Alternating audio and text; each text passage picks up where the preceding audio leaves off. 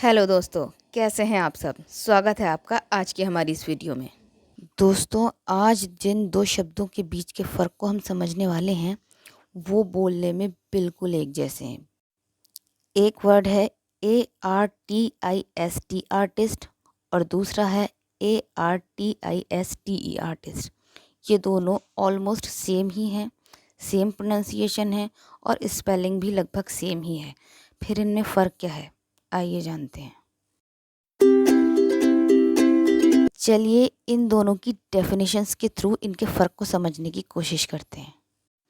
ये जो पहले वाला आर्टिस्ट है ARTIST, इसकी डेफिनेशन है अ पर्सन हु पेंट्स और ड्रॉज स्कल्पचर।